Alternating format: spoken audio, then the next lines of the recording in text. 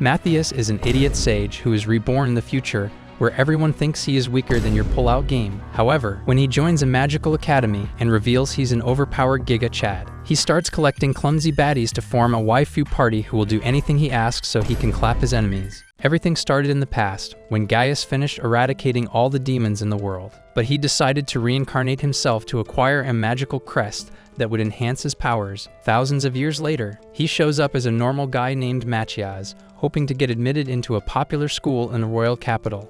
On the way, he puts his newly acquired crest to the test and uses it to take down a monster that tries to attack his chariot.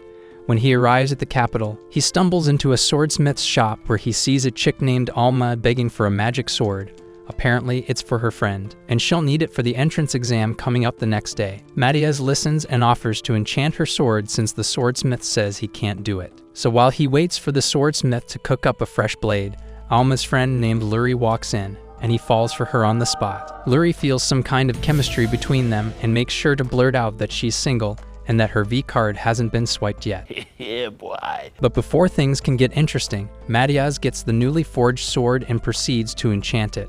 When he's done, everyone's impressed by how sharp and powerful it is, and even the swordsmith offers him a job, but he declines. The next day, during the Academy's selection test, Luri is paired up with some dude in a sparring match, and she easily defeats him with her enchanted sword. Seeing that Matthias is the one behind Luri's enchanted sword, a knight named Guile challenges him to a match. He promises straight admission into the academy if he's good enough. As the duel begins, Guile underestimates Matthias and ends up falling victim to a nasty attack, forcing him to surrender. Later on, the next phase of the test begins. Each candidate is tasked with shooting at certain targets. When it's Luri's turn, she chants a spell and shoots fireballs at her target. Matthias finds this weird since that casting method takes too much magic and leaves the caster wide open mid-chant. So when it's his turn, he uses a wordless spell and destroys all 5 targets at once. Everyone's shocked, mostly because he has the crest of failure, but he still gets admitted to the academy. On his first day, the headmaster, Edward, addresses the students, and he calls for Matthias to meet him in his office before leaving the stage. Matthias gets nervous, thinking he's about to get expelled, but he's shocked when Edward asks for his help. Edward explains that the students can't use wordless spells, and he's been hoping to bring back the lost technique, but he's forced to follow the First Academy's curriculum, which rejects wordless casting. The only way to get it accepted is to prove its value in the next inter-school competition. So Matthias is tasked with tutoring all the students on how to cast wordless spells, and he gets started immediately. After a whole month of intense training, both academies gather for the competition. Just outside the arena, Luri and Alma inform Matthias that some of his opponents might be on the same power level as demons. So while he walks out to face them, he suspects that some demons must have survived into this era, and then realizes that his opponents are demons in disguise. As the battle begins, Matthias quickly knocks down the first 2 demons, and the third one, called Devilis, carelessly resorts to using wordless spells to fight. The audience notices he's been pretending to chant his spells, and when Matthias stabs him, he's forced to reveal his true form. Seeing that he's a demon, Edward immediately orders the students to evacuate, while Matthias makes sure that Devilis doesn't escape. He catches him mid-flight and unalives him, then realizes the academy has been infiltrated by the same demons he thought he wiped out in his previous life. After the demons' corpses are confiscated, Luri runs up and gives Matthias a big hug, glad that he's okay. Apparently, facing off against 3 demons at once in this world is a big deal, so Matthias is summoned before the king alongside Edward. The king wastes no time applauding his feats and offers to reward him greatly, but Matthias insists on not receiving anything that would make him feel too comfortable. Instead, he requests the rights to all resources found in the kingdom's dungeons, and the king grants it to him. After that, the king asks for his take on all the demons who had been hiding in disguise within the kingdom, since most of them have now vanished. One was even a captain of the Mage Order, and the king reveals that these infiltrators began to appear several hundred years ago. He believes the infiltration has been going on for centuries, and Matthias shares the same thought. He reasons that the few surviving demons from centuries ago must have infiltrated human society, spread outdated magical knowledge, and caused human power to wane over time. With this in mind, he tells the king that even though the demons had escaped the kingdom, everyone is still in danger. This is because the demons intend to muster their forces and launch a direct assault. He estimates that it will take them about 3 months to prepare for the attack, and the king realizes that's a very short time to be ready. However, Melchia offers a solution, suggesting that the kingdom can be protected if it's covered by a barrier before the demons strike. He intends to use a divine-class artifact to project a permanent barrier, and he's confident it can be completed in a month if all the students work together. The king immediately approves of the suggestion and decides to appoint Melchia as the leader of the kingdom's defense against the demons. Later on, Melchia is ushered into a treasure room where he starts searching for magistones and metals that could help his cause. In the process, he stumbles across an old sword and realizes it's the same one he created in his previous life, so he decides to take it. He grabs a few other artifacts and calls it a day. The following day, he notices that the students are beginning to get the hang of wordless casting, and he hopes to rely on them long enough for him to grow stronger. Lurie and Alma show up, shocked to hear that he plans to protect the kingdom with a barrier. But they're even more shocked when Melchia mentions that he'll be heading into the dungeon to source materials. When it dawns on him that he'll need a party, he asks the girls to join his. The girls are skeptical, thinking they'll just hold him back, but Melchia reassures them that he's cool with them as they are. He demonstrates by shooting an arrow infused with mana, and when Lurie sees that it's possible to cast enchantments, she makes up her mind to join his party. Upon reaching the dungeon beneath the academy, Melchia fetches a small monster to practice on with Alma. Following his instructions, she's able to accurately shoot a mana-infused arrow at her target, which impresses Lurie. For the next exercise, Melchia tells her to feel the connection between herself and her arrow, so when she fires a second time, the arrow locks onto its target like a missile and takes it out. With that, Alma wanders off to shoot more monsters and gather magistones for Melchia. In her absence, Lurie gets a bit clingy with Melchia, insisting he teach her how to cast enchantments. So Melchia takes her to a wall and shatters it with his magic. He then picks up a piece and reveals his intention to refine it and extract metals for weapons, though it seems impossible to Lurie. When she follows Melchia's instructions, she's excited to find that she can extract pure clusters of iron and mithril from the rock sample. Meanwhile, Alma collects a bunch of magistones by defeating monsters with the new technique she learned from Melchia. As she returns to rejoin the group, she sees that Lurie has already mastered weapon enchantments, and she's happy for her. Now Melchia wants to test what they've learned so far, so they journey deeper into the dungeon, where the girls work together to take out monsters. As they progress, Melchia's pendant consolidates the magical power from the defeated monsters, and the party's experience points increase. At some point, a monster dog shows up. The girls are scared, since they'd never faced a creature that big, but they still summon the courage to fight it together and manage to defeat it. Melchia praises their effort after the beast is down, then suggests they create a barrier camp using a magistone so they can rest.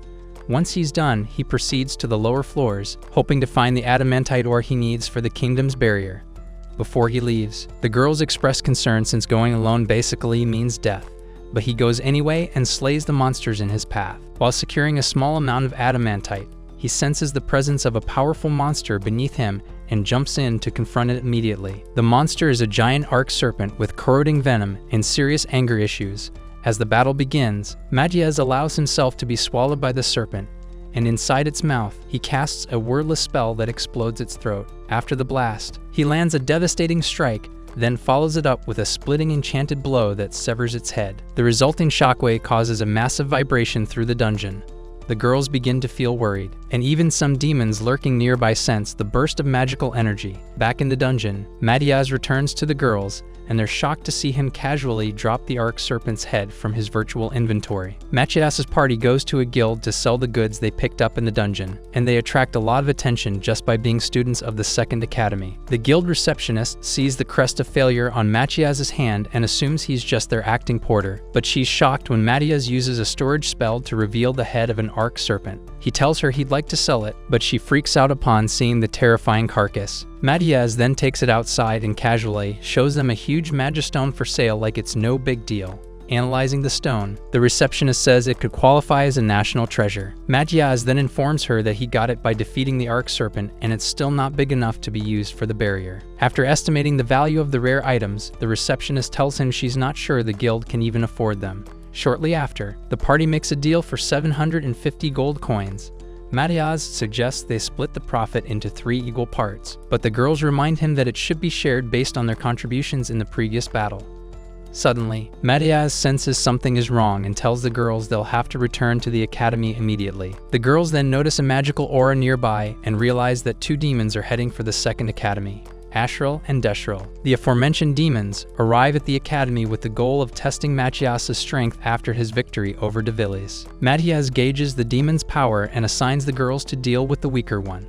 The girls hesitate, knowing how strong demons can be, but Melchia encourages them and they accept the mission. Meanwhile, Ashral plans to cause havoc with a large spell from above, but before he can finish speaking, Melchia appears in front of him and attacks Deshral. However, his sword doesn't deal any damage, so he concludes that enhancements will be needed to defeat it. Ashral then fires a direct hit at Melchia, who evades the flames. On the second attempt, Melchia takes control of Ashral's spell with some magic spheres and uses the same fire to burn him, but the demon snaps out of it. The demons then charge at Melchia, but Luri fires 2 spell-imbued enchanted arrows at Deshral to disrupt his magic and slow him down. After noticing other humans interfering, Ashral tells Deshral to take care of the girls while he fights Melchia one-on-one. Ashral uses a large-scale spell that would destroy Melchia's control spell, but before he can activate it, Melchia casts a spell into the weak point of Ashral's magic circle, canceling the attack. He strikes Ashral, and they engage in a sword battle, which Melchia effortlessly wins. Humiliated, Ashral tries to escape using a flight spell, but Melchia proves that he has complete control over his casting. As Melchia charges in to finish him off, Ashral attempts a surprise point-blank spell, believing it'll finish Melchia, but he miraculously evades it. Their battle continues, and Melchia uses an occlusion orb to knock Ashral out. The demon gets back up and tries to cast a special spell to trade his life for a horde of monsters, but Melchia seals it and defeats him. Luri and Alma, on the other hand, buy time with their tactics against Deshral. As they disrupt his magic flow, Melchia joins in to end the fight using a version of the Lead of Death spell. The spell resembles the original, but due to Melchia's current level, it's not quite the real thing. Deshral tries to run away, but Melchia instructs Alma to fire an arrow to disrupt him. He then amplifies the attack so much that it tears off Deshral's wings. The fight draws public attention, and since Melchia hates the spotlight, he grabs the girls and uses a movement spell to take them away. Later, Edward escorts Melchia's party to the palace, where the king commends them for their efforts. He asks Melchia to make a request, and Melchia asks for more dungeons, a wish the king gladly grants. He then turns to Luri and Alma and asks for their requests, and both girls ask for money, with Alma remarking that you can never have too much of it. Suddenly, Melchia notices they're being watched by a demon who isn't physically present. He calls it out, but it doesn't respond, so he electrocutes it with a spell.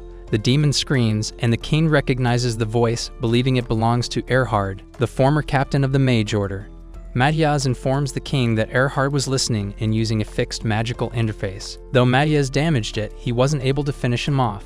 After confirming Erhard's location, the king reveals that Erhard and others now live in a faraway village that was once destroyed by demons. Melchia decides that's where he's headed, but the village is so far that even his teleportation spell won't reach it. His party heads out, and along the way, they recall the headmaster ordering the students to gather materials needed for the barrier. Edward's goal is to have those materials ready before Melchia and his party return. Melchia then takes the girls to the mountains to negotiate with Eris, the legendary darkness dragon. Upon arriving, he tells the girls to wait while he goes in to speak with her. Back then, Eris was among the dragons he fought, but she surrendered early, and he spared her. Currently, Eris doesn't recognize Melchia, so she attacks him, but he stops her with a disruption spell. He then speaks to her in dragon language and reveals that he is the reincarnation of the legendary mage Gaius. Immediately, Eris apologizes, saying it was a big misunderstanding, and Melchia tells her that he needs her help transporting them to a faraway place to deal with some demons. The dragon shows him her damaged wings, and he fixes them for her. He also asks her to keep his reincarnation a secret, which she agrees to. After that, Melchia calls the girls over to meet Eris, and they begin their journey into the sky. Despite being in a hurry, Melchia tells Eris to fly only as fast as normal humans can endure. After a bit of back and forth, she agrees and soars toward the demon's hideout. Mid-flight, Melchia notices a demon standing outside a watchtower and, without slowing down, finishes him off at full speed before the demon can even react. This shocks Alma and Luri, who start questioning whether Melchia is even human. While Eris quietly thanks her stars that she's on his side, outside the watchtower, Melchia identifies it as a strategic location for the demons. When he gets inside the building, he immediately senses something is wrong. Using ancient knowledge long forgotten by modern mages, he warns Luri and Alma via telepathic communication that high-level concealment magic is likely in use. He instructs them to search for areas where the flow of magic is abnormally still or absent, an ancient method of detecting invisible foes. Alma identifies one such spot in the upper corner of the tower room. Acting on Melchia's signal, Luri fires an enchanted arrow enhanced with thread chant magic, which disrupts the concealment spell and reveals the first demon, Elhart, a brainless humanoid demon who had been observing them while invisible. Elhart is stunned. Realizing that his stealth magic has been completely unraveled, baffled, he accuses Matias of being a fake, claiming the real Matias shouldn't even be anywhere near this location. As he prepares for battle, Alma and Luri launch a coordinated assault, firing arrows at his back. The strikes interfere with Elhart's internal magic circulation, destabilizing his mana flow. Realizing he's cooked, Elhart resorts to a high-risk transformation spell known as Disfortune, a technique that trades a portion of his life force for raw power. Matias immediately recognizes the transformation and notes that while it grants brute strength, it drastically lowers magical stability, essentially turning Elhart into a ticking magical bomb with biceps. With his strength boosted, Elhart charges toward Luri and Alma, believing he can finish them in one blow. However, what he attacks are illusions crafted by Matias using magitoxins, a trap designed to lure him into a false sense of advantage. As Elhart stumbles into the illusion, Luri fires one final arrow, striking him directly in the forehead. Elhart collapses at the spot, and Matias confirms his identity as the first of the two demons targeted for extermination. Matias then instructs his team to stay behind with Eris while he confronts the second demon alone. He ventures deeper into the ruins and purposefully shatters several magistones, releasing a sudden burst of magical noise into the atmosphere. This disturbance successfully draws out the second demon, Ares, a rare and dangerous mist-form demon. Ares materializes slowly, appearing as a humanoid figure composed entirely of magical vapor. His body is impervious to physical attacks. The fight between Matias and Ares begins as Matias launches several magical attacks, but they prove ineffective against Ares' intangible mist body. Ares retaliates with high-speed vapor tendrils, and during a rapid exchange, he manages to sever Matias' left arm. Despite the serious injury, Matias remains calm. He quickly uses ancient healing magic to regenerate his lost arm. With his body restored, he initiates a mana overload trap, drawing ambient magical energy from the surrounding environment and force-feeding it directly into Ares' form. Ares, unable to stabilize the influx, begins to destabilize. His gaseous form swells as he absorbs more magic than he can contain. Within seconds, the pressure becomes too much, and his body explodes violently. The explosion reveals a massive crystal structure buried beneath the ruins. Upon closer inspection, Matias identifies it as a dragon vein pillar, a long-lost artifact used to tap directly into the Earth's ley lines for large-scale spellcasting. Reading the ancient runes inscribed on the crystal, Matias determines that the demons had used the pillar to activate a mass summoning spell, intended to summon 5,000 dungeon-class monsters directly into the royal capital. The explosion from Ares' defeat interfered with the ritual, shifting the monster spawn point by about 10 kilometers. While the capital is safe for now, the threat is far from over. Matias decides not to inform the academy immediately. Instead, he plans to prepare in secret. After regrouping with his team, Matias and his companions return to the second academy using Eris' dragon form. Upon arrival, Matias convinces Eris to transform into her human form, marking her first step toward blending in with human society. The next day, Matias heads straight to Headmaster Edwart's office.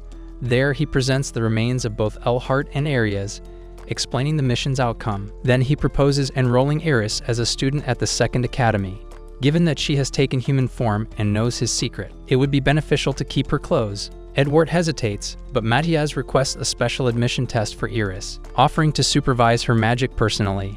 Edward agrees, setting a benchmark score range of 47 to 50 points, assuming Iris can pass the basic academic and practical requirements. Before the test, Matias applies a magical illusion to Iris' hand, mimicking the second crest so she can blend in with the other students.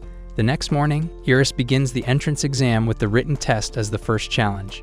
Rather than answer the questions, she decides to sniff the ink and ends up spilling everything on her answer booklet. Next is the physical combat trial, held in the Academy's outdoor training yard. Iris is paired with Guile for a mock duel using swords.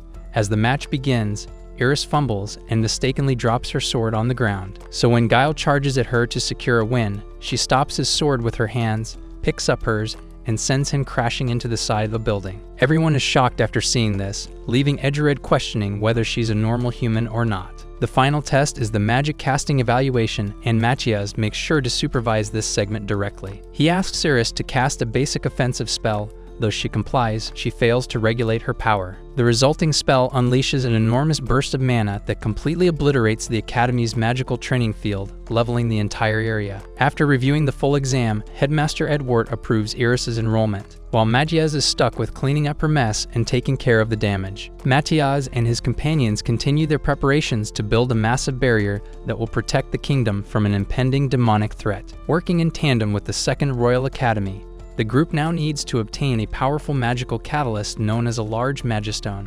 However, the strongest and most stable type, the Crest of Glory, is currently monopolized by the First Royal Academy. Recognizing the political and logistical complications this presents, Melchia suggests seeking cooperation from the First Academy. Despite its rivalry with the Second, Headmaster Edward of the Second Academy, understanding the urgency, calls for a negotiation. Soon after, Headmaster Ficus of the First Royal Academy arrives with several top students.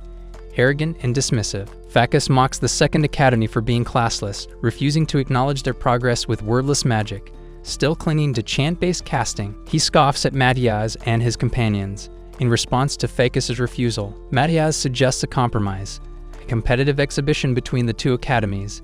If the Second Academy wins, the first must assist with the Magistone acquisition and share their stock. Ficus, overconfident in his students' abilities and underestimating the Second Academy, agrees, but on the condition that Melchia, who he calls a beast, is not allowed to participate. Edward and Melchia accept the terms, confident in the rest of the Second Academy students who have recently adopted Melchia's training methods. The next day, the competition kicks off with the First Academy using a full squad of chant-based mages. The second sends just 5 students, all trained by Melchia in wordless casting. As the First Academy students begin chanting, they're immediately overwhelmed by swift, silent spells, and Ficus almost sets his pants. Stunned by the rapid defeat, Ficus accuses the Second Academy of cheating and calls the students beasts. He then points at Iris, insisting that she prove otherwise, only for her to bend the sword she's been given when she tries to unsheath it. This shocks Ficus to his bones, and he doesn't hold back as he calls Iris a beast.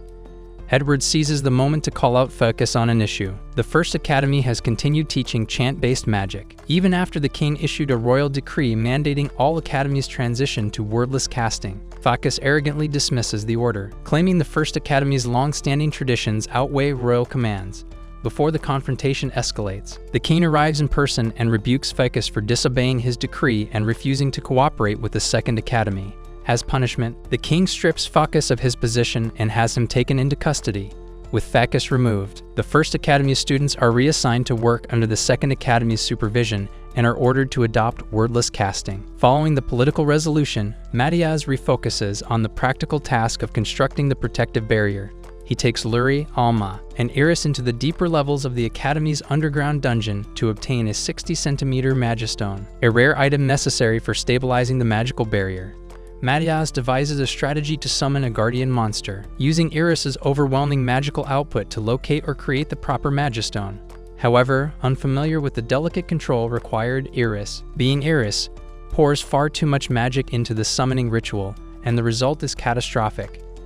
Instead of a manageable monster, a massive dragon-like creature materializes. Wild and powerful, it far exceeds what the team had expected or prepared for. Melchia quickly takes command, instructing Alma to use precise enchanted arrows to target the creature's joints, while Luri distracts it from the opposite side. Their efforts, however, are only marginally effective as the dragon's immense size and magical resilience absorb most of the damage. During a critical moment, as the dragon prepares to crush Luri and Alma with a massive claw strike, Iris steps in and unleashes a tremendous punch that sends the beast flying across the chamber. Melchia then allows the dragon to prepare a breath attack capable of decimating the entire team, so he uses already mounted magistones to deflect the blast.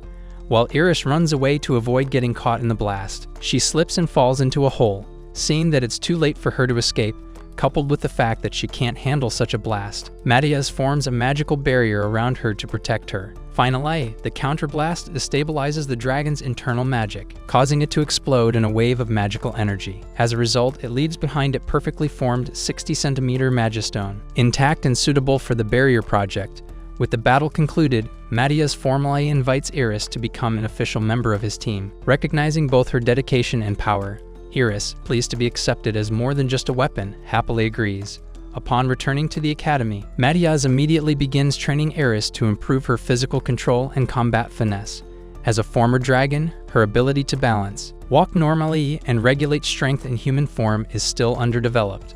The first training drill is designed to teach restraint, where Alma fires arrows at a target placed on top of Iris's head, and Iris must dodge them without damaging the shell or making large movements. At the same time, Melchia supervises Luri, who is forging new weapons for the party. She crafts a multi-layered sword capable of holding multiple enchantments for Melchia, a finely tuned blade for herself, a long-range precision bow for Alma, and a reinforced spear specialized designed for Iris. Once the weapons are completed, the team gathers at the training field to test their performance. Luri's sword holds up to high-speed magical slashes. Alma's arrows fly faster and more accurately, while Iris's new spear doesn't break, even when swung with full force. Melchia analyzes the results carefully and confirms that the party's battle readiness has improved significantly. Later, Melchia reflects on their progress, and he tells the girls to come at him with everything they've got. After their spring session, he thinks about everything he has done for the kingdom so far and mentions that when he is done with the barrier and chasing the demons away, he'll have no reason to stay back in the school. Luri hears as he says he plans to leave, and she's shocked. Meanwhile, a sinister demon lurks in the shadows, waiting patiently for the right time to strike all members of the human race. Headmaster Edward stands before the assembled students in the courtyard and announces that Melchia is undertaking a monumental task of creating a powerful protective barrier around the royal capital.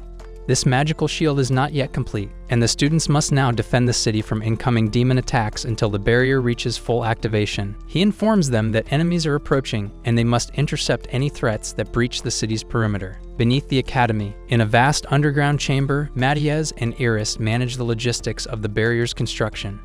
Iris, now a fully enrolled student and still capable of transforming into a dragon, delivers 40 boxes of mithril and magistones, essential magical materials for fueling the enchantment. Melchia carefully integrates the materials into the barrier's framework while managing the flow of mana through the casting circle. Above ground, Luri and Alma take defensive positions on the city's outer boundary. Melchia contacts them via telepathic link and informs them that the demons are using an ancient technique known as Magirode, a dangerous summoning route that bypasses physical space. To prepare, Melchia gives Alma a set of enchanted arrows and urges both girls to use silent, wordless casting, which allows for faster and harder to detect magic use. Melchia also provides complex spell circles for enhancing the arrows, and Luri takes the lead, manually inscribing these circles onto the shafts with incredible precision, an ability few mages possess in the current era. Moments later, the first demon appears, and Alma reacts quickly. She draws one of the enchanted arrows, aims, and releases.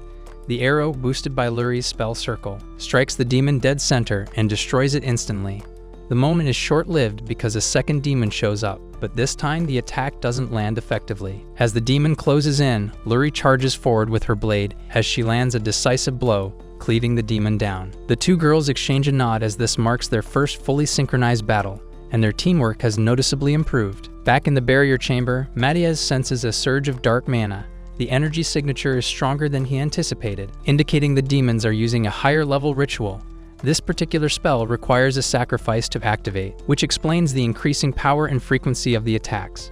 Though the situation is escalating, Melchia calculates that the barrier will hold if the defense line remains strong. He sends a warning to Alma and Luri to prepare for stronger demons, then resumes his work. Just then, Iris returns carrying the last load of supplies. Her timing is perfect. On the surface, Edward joins Alma and Luri. He informs them that Melchia has provided a significant backup reserve of magistones, ensuring that the students will not run out of magical power during the battle. Luri resumes enchanting arrows while the other students construct support wards and reinforcing spells across the outer perimeter. Suddenly, the air distorts, and a more advanced demon named Belias emerges. Unlike the others, Belias begins chanting an advanced fire-based incantation that releases a powerful offensive spell. The students act quickly, casting inhibitor magic to shield themselves. The barrier groans but holds. Alma fires an arrow at Belias, but the demon catches it midair. Luri, observing from behind, quickly casts a mana enhancement spell on the arrow still gripped by Belias. The arrow, now glowing with a powerful enchantment, becomes unstable. Alma shouts a brief command and redirects the arrow mid-flight. It pierces Belius' chest, shattering his magical core, causing the demon to collapse and disintegrate. The remaining students follow up with a barrage of fire spells to finish off lingering threats. Another weight is held off, but their relief is short-lived.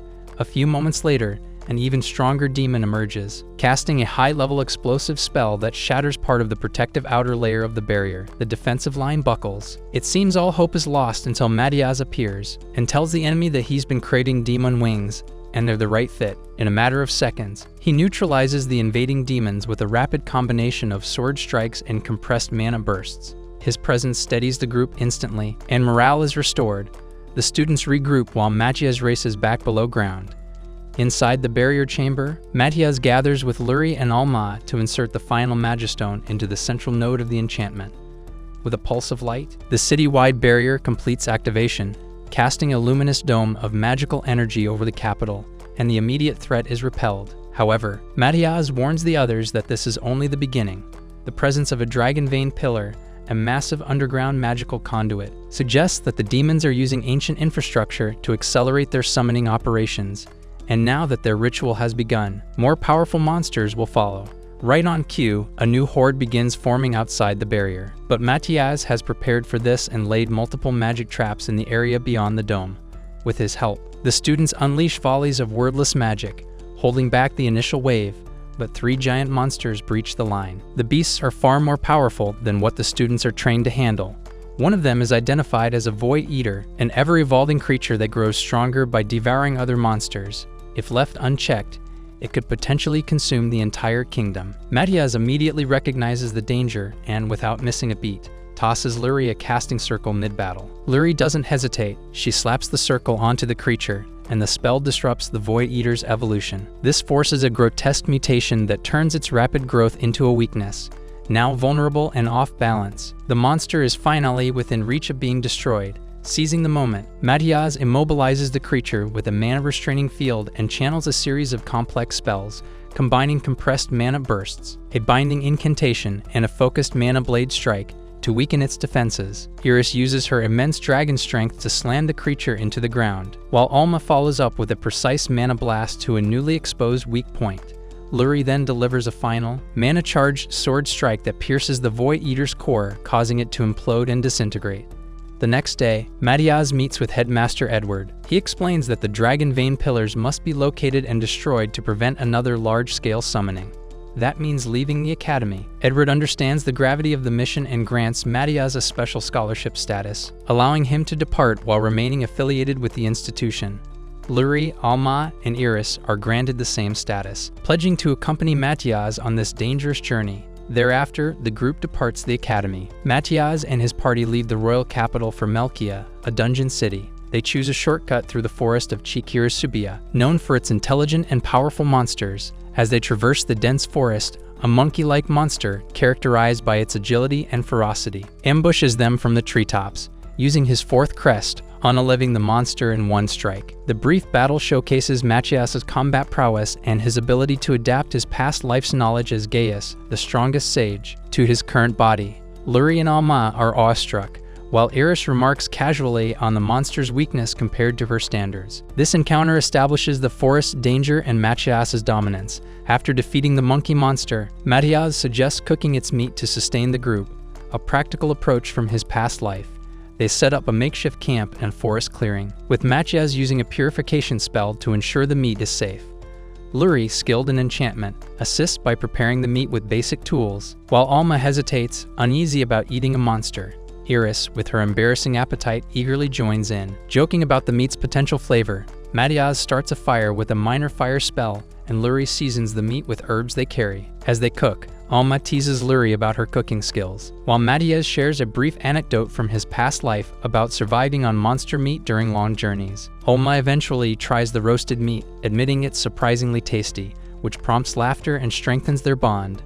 Post-meal, the group resumes their journey through the forest. Luri explains that Melchia, built around a dungeon filled with monsters and treasures, is a day's travel by normal routes. Iris, confident in her knowledge of the terrain, insists the forest shortcut will get them there by nightfall. Alma, still shaken from the monkey monster, warns about the forest's reputation for intelligent beasts, citing local adventurer tales. Melchia, intrigued by the concept of a dungeon city, unknown in his past life, sees the journey as a chance to test his team and agrees to the shortcut. Fortunately, no monsters attack again, likely due to Melchia's magical presence deterring them. Upon entering Melchia, the group immediately senses something amiss. A magical lamppost flickers dangerously before exploding nearby, a sign of the city's deteriorating magical infrastructure. A local merchant explains grimly that the new lord has outlawed magistones, the stable magical crystals that once powered the city, forcing reliance on unstable dragon veins beneath the earth. This has caused frequent accidents and driven many citizens away, leaving Melchia a shadow of its former self.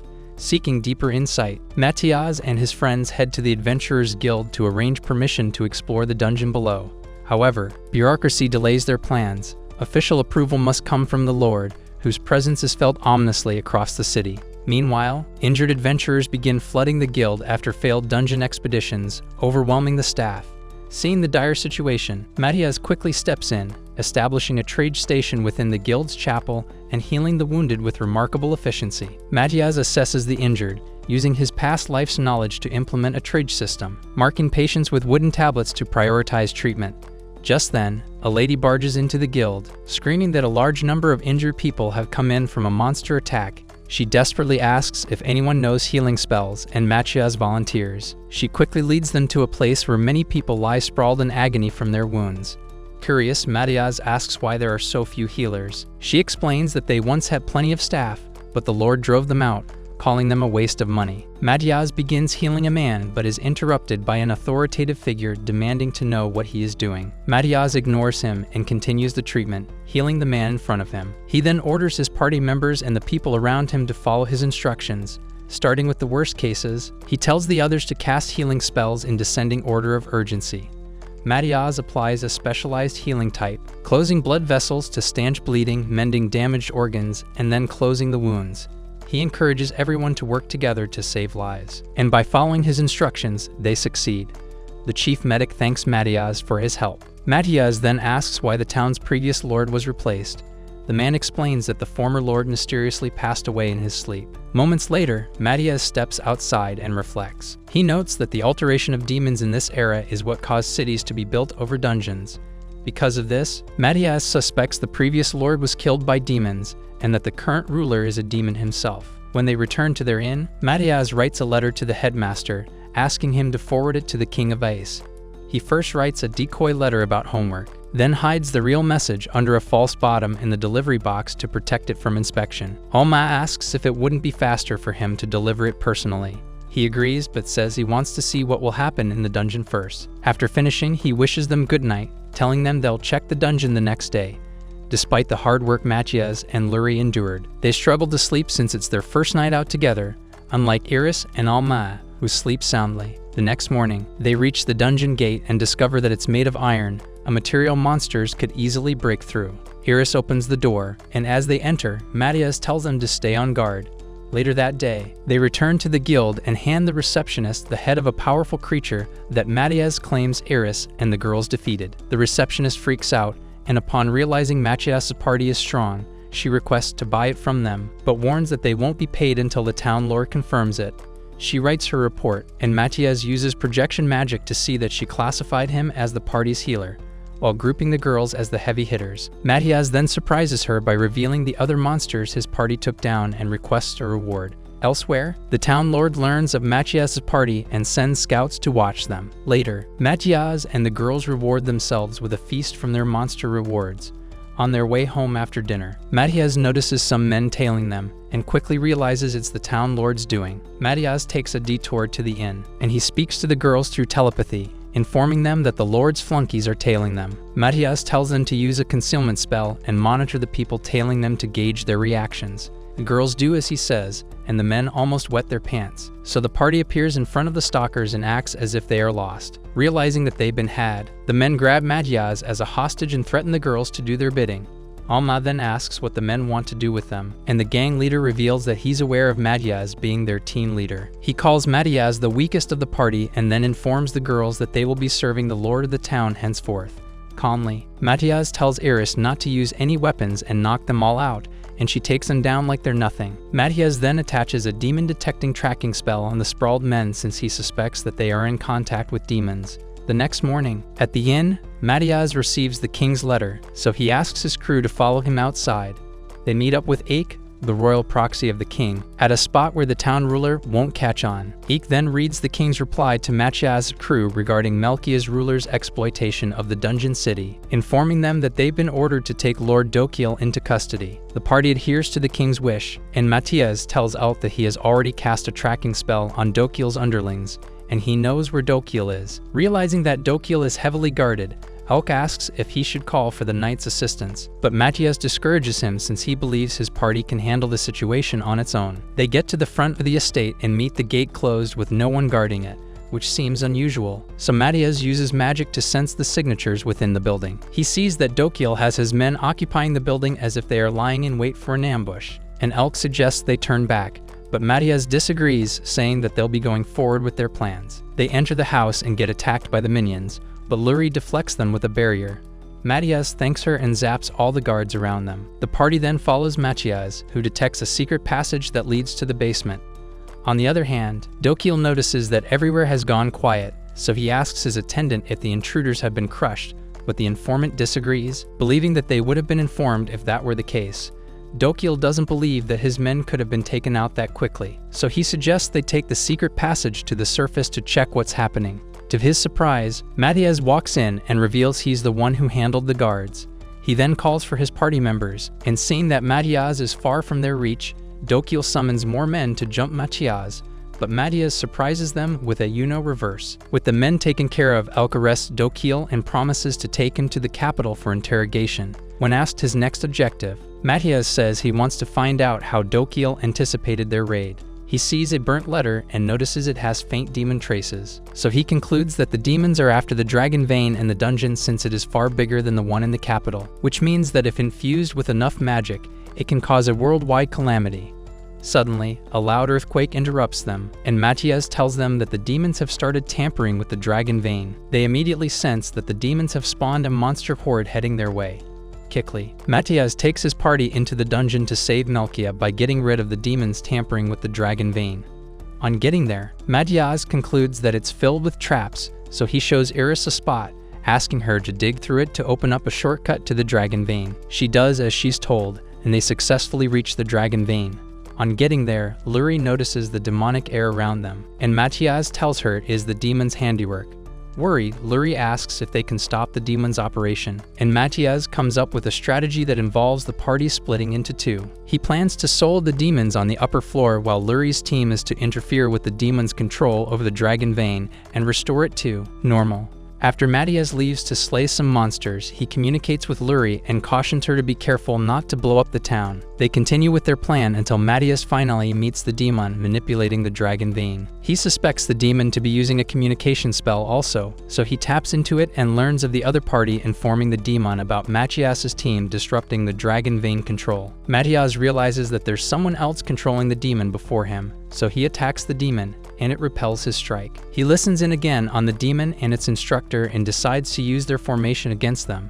Firstly, he tells Lurie to prepare different magic circles, then he engages the demon in combat. The demons devise a plan that is best suited to fight the crest of failure by attacking from a long range, but Melchia evades the attacks, so they move on to the second stage, which is to use traps. As Melchia dodges the beams fired at him, he asks Lurie to activate one of the magic circles, and it disables the traps in the dungeon. Confused, the demon reports the incident to his instructor, but Melchia disrupts the communication by having Lurie activate the other magic circle. Melchia then attacks the demon, who erects a barrier to cancel out all the spells sent at it. But Melchia charges in with his sword and reveals that he has seen through the demon's spell. Terrified, the demon leaps away, and at that same time, they restore their lost communication. Melchia then suspects the instructor to be an old demon as it knows about his past life. The instructor then orders the demon to use disfortune against Melchia, but Melchia dodges all of its attacks and defeats it in the process. He contacts Lurie and informs her of his victory, and also commends her for restoring the dragon vein because the monsters heading for Melchia are disappearing. Their next goal is to find the demon giving out orders, but when Melchia tries to track him, the demon speaks to him, revealing that he has tapped into their communication spell. He tests Matias's skills and sees that he can't fool Matias with a decoy. While communicating, Matias notes the demon to be far above the others he's faced, so he declares that he'll face him, but the demon tells him to track it first.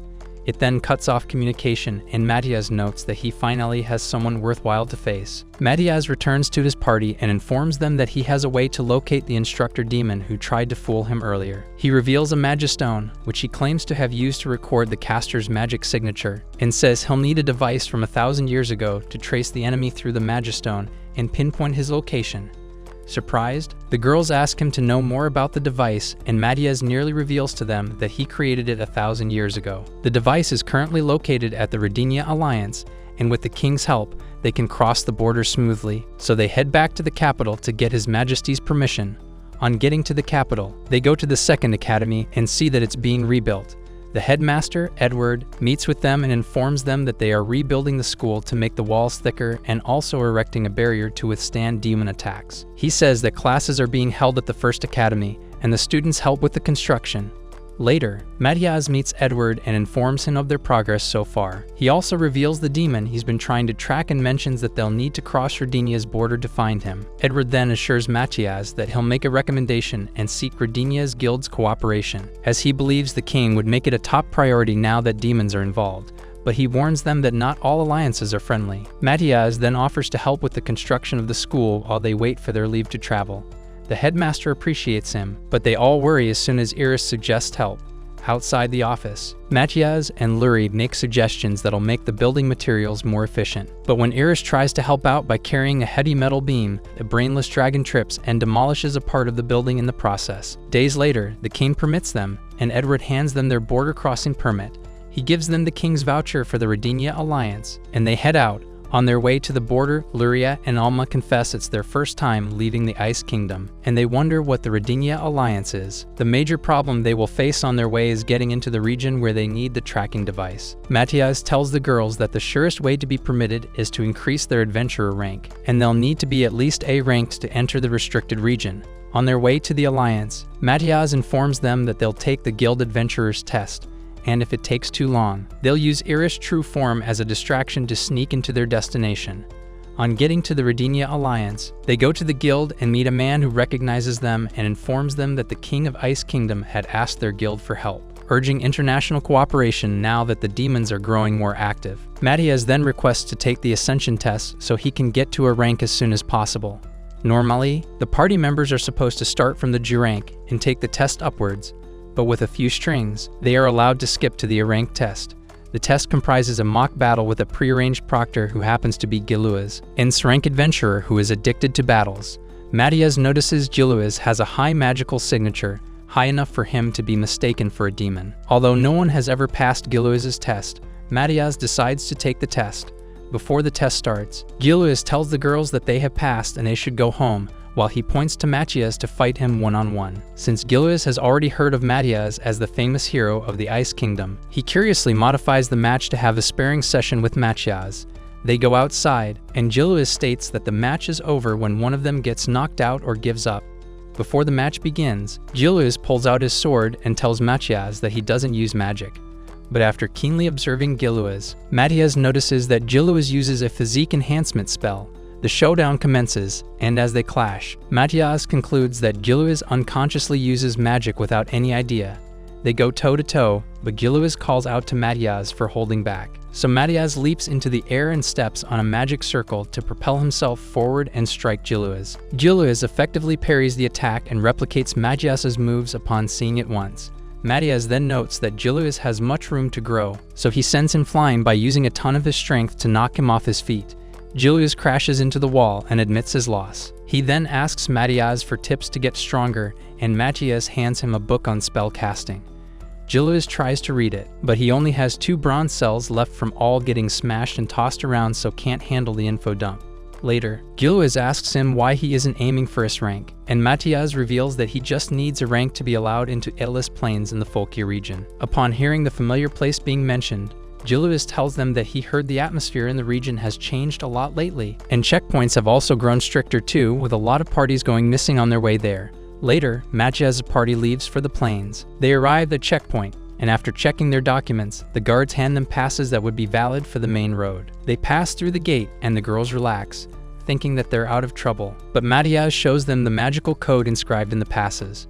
He tells them that the coding technology is the same as that of the demons, meaning that all of Melchia might be under the demons' control.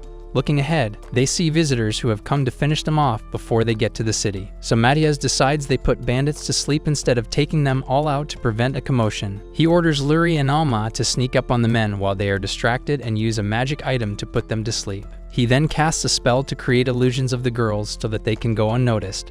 After, he calls the bandits' attention so they fire arrows and prepare to charge to attack. Unfortunately for them, Luri and Alma successfully creep behind them and activate the magical item, causing the enemies to fall asleep. After seeing the effect of the magic tool from afar, Matt and Iris check the men out, and they find Alma and Luri fast asleep. Witnessing the girls under the effect of the sleeping potion, Iris utilizes the chance to draw on Alma's face. When Melchia wakes them up, Luri apologizes for her slip-up, but she laughs at Alma's funny face. Melchia then tells them to check the effect range of the magical item in the future before using it. They arrive at Melchia and notice the entire place looks creepy. It has a feel of a demonic magical structure in the city, with over 30 faint signatures scattered all over. Melchia tells Luri that the reason the demons feel small is probably because they're concealing their presence. He informs them that Melchia is full of demons, and even if it's true that typical demons don't work in groups, Demidmans are different. Demidmans are a cheap knockoff from the demons that can't use any spells, but they work in groups and fight as a team. Melchia tells the girls that if the Demidmans are the ones in control of the city, then it's the most troublesome situation he can imagine. He takes them to a hidden passage which leads to the heart of the city, and it is often exploited by the demons. As the party moves through the dungeon, Melchia's detection spell picks up a demon just ahead of them. He slips through the wall using magic and temporarily stupefies the demon with a spell to give them a chance to walk past it. At the city center, they notice the townsfolk walk around like zombies. So Melchia examines one of them and sees that a thought paralysis spell has been cast on the fellow. They investigate the source of the spell and see where a lot of people are lined up in front of a factory and being spellbound before being granted. Melchia tells them that they would all have to go inside to check the place out, so he casts a defense spell on the party members to nullify the thought paralysis. They then act like they're under a demonic spell, and they are allowed to go inside. In the factory, they realize that the demons have the townsfolk refining ore with far more advanced equipment on a larger scale of production. Melchia identifies the rock they're collecting to be Rankine magical ore, which can be used in explosives when they're refined, and he notes that a ton of them can blow up an entire kingdom. Normally, it would take decades to gather that amount, but it will be much shorter with the demonic factory. Melchia also wonders if there's a powerful demon with extensive knowledge of magical technology behind the whole process. Curious, Luri asks him what they should do, and Melchia tells them that the factory is too dangerous to be left standing, and the thought paralysis in the long run would harm the human brain, so they'll have to destroy the factory and hunt the demons. Later that night, the party prepares to take down the 32 Demidmans scattered around the city center. Melchia comes up with a plan to use the Demidmans' teamwork against them. To start things off, the party releases a strong magical signature in Area 51, so the Demidmans reveal their true form and rush there. They surround the area and do not notice the source of the signature. Suddenly, Iris shows up, and as they prepare to attack her, Melchia cuts them down from behind. The leader of the demons hears their screams from afar, but doesn't know what's happening. The party's plan involves using Iris as bait, and the rest of the party members take down the Demidmans one by one. After getting rid of 8 of them, Melchia notifies Luri and Alma of the others' arrival, so they throw Magistones infused with a mere explosion spell at the demons. It distracts them, and Melchia takes them out from behind. The Demidmans get suspicious after losing a lot of their comrades, so they use magic to scan for perpetrators and traps. Quickly, Melchia orders Luri and Alma to use the conceal magic to prevent them from being detected. When the demons don't detect any traps or intruders, they continue their search for Iris, but many of them get caught up in traps and are cut down in different parts of the city. Their leader finally notices something off, so he checks the body of one of the dead demons and picks up 2 magical signatures. He immediately concludes that someone is hiding and attacking them, so he informs the others. Melchia then changes plans by instructing the girls that they will have to take on the rest of the demons head-on. The leader of the demons strategizes with his kin and orders them to use some of the magic crystals to purge the city. While some demons try to talk him out of it, Jaluas cuts down one of them. As Melchia runs to face the demons, he senses Giluas' signature and joins him in taking down the minions. Iris also joins the fun, leaving the demon boss as the last one standing. Giluiz then fights him, but the demon proves to be a tougher opponent. He cuts Giluiz severally, but Giluiz avoids being fatally wounded. He then uses a recoil spell to cut the demon, but the effect recoils in his body. Still, Giluiz fights non-stop despite being at a disadvantage, and eventual life finishes off the demon. After the battle, he drops to the ground satisfied, despite being covered in wounds and his muscles screaming from the effects of the technique he used earlier. As Luri casts a healing spell on Giluiz, the fallen demon gets up and charges to attack them, but Matias parries his thrust. The instructor demon from the cave then speaks through the reanimated corpse, telling Matias that he will soon destroy the seal and revive completely. After the message, the reanimated demon turns to dust, and Matias tells the girls that someone was controlling it with a powerful spell. He has reason to believe that the spell was stronger than the body could take, and the only one capable of such a feat is the big boss controlling the demon in the Melchia dungeon.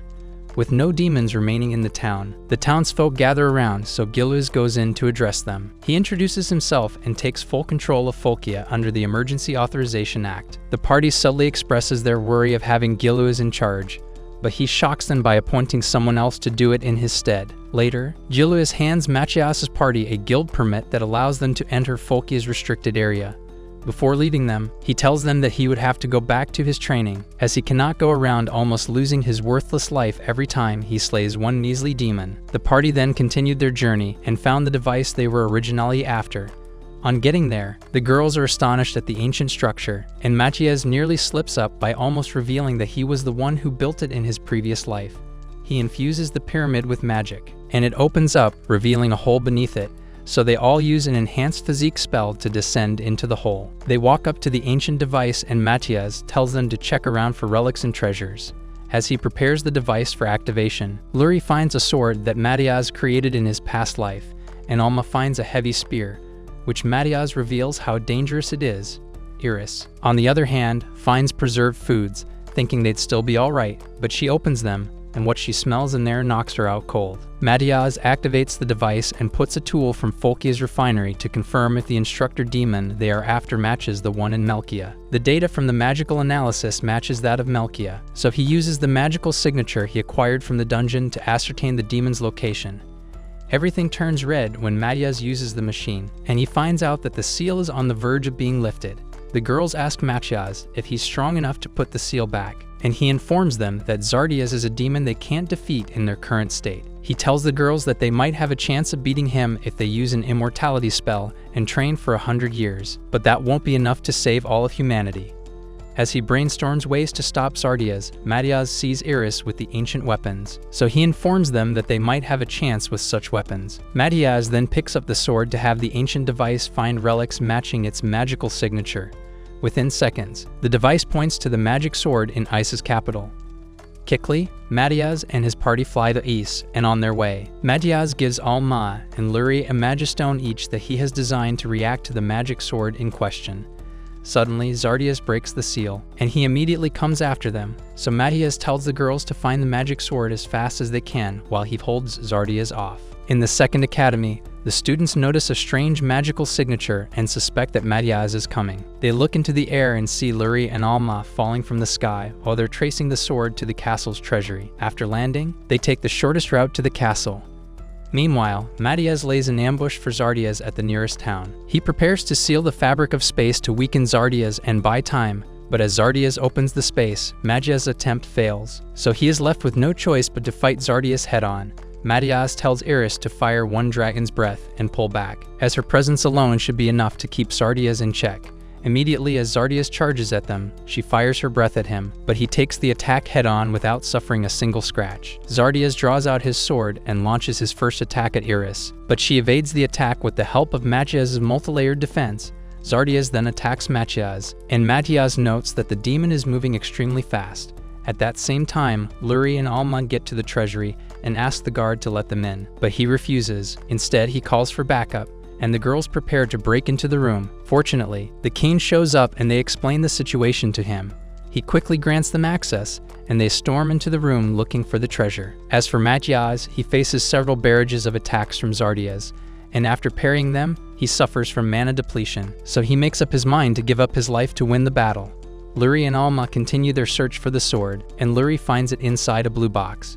She senses an incredible magical power within it as soon as she opens the box. She picks it up, and they hurry towards Melchia's.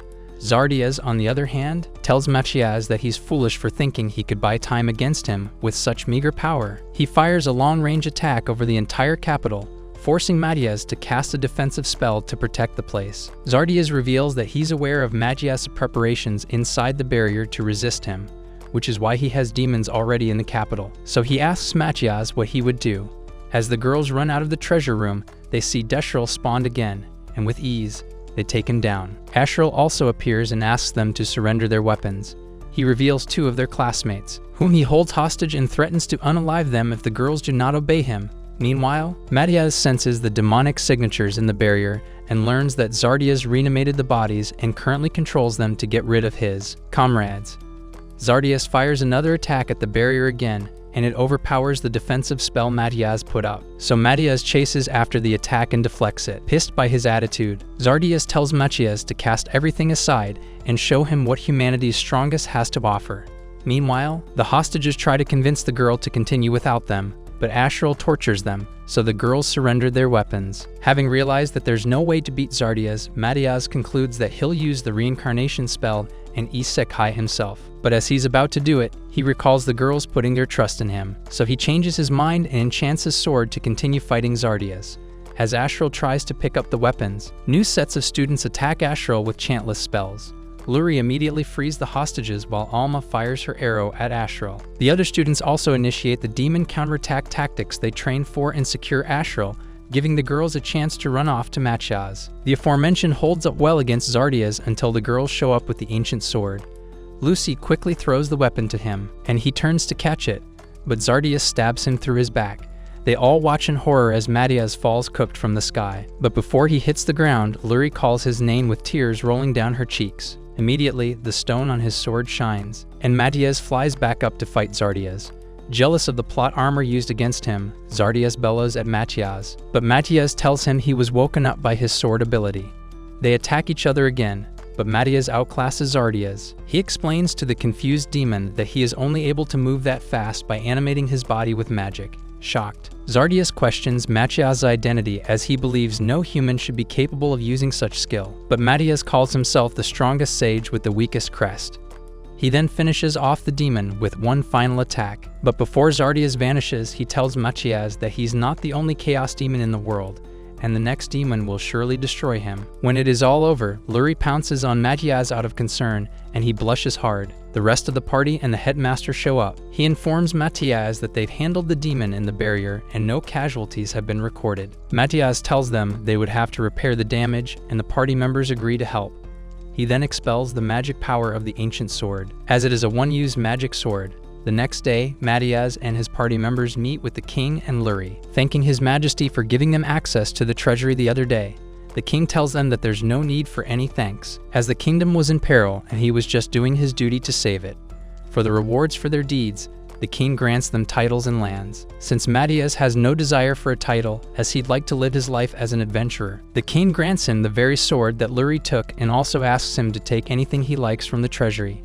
At the treasury, Melchia finds an adamantite alloy arrow that he created in his past life, which he also made a matching bow for at the time. He asks for the bow and learns that it was sold to the Isis Company. The Isis Company is the biggest shop in the area and is the major buyer of scrap metal from the palace. The party visits the company looking for the bow, but only to find out that it had been turned into a block of metal. Melchia then realizes that the people of the current era do not know how to use it, so he buys the blocks intending to separate the adamantite later. He then buys jewels for Iris after seeing her drooling over them, but Alma calls his attention to Luri, who happens to be gawking at the jewelry, so he also buys a chunk of crystal. On their way out, Edward meets with them and tells them that there's an emergency, and takes them to Guile, captain of the Knight's Order. Although Melchia has been briefed by the headmaster on his way, Guile tells him that he received a report of an attack 2 days ago near the border with their neighbor, the Sea Hill Empire. The attack was carried out by 300 of the puppets lying in front of him. Melchia analyzes it and notices that the magic circle is intricate, and the wood itself is no ordinary wood.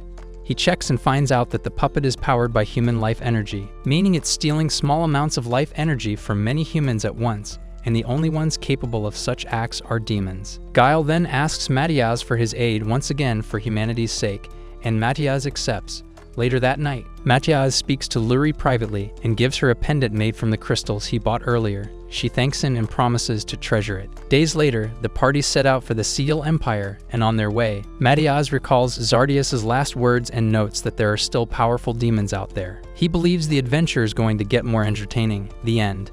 That's it for this video. If you enjoyed it, leave a like and subscribe to the channel.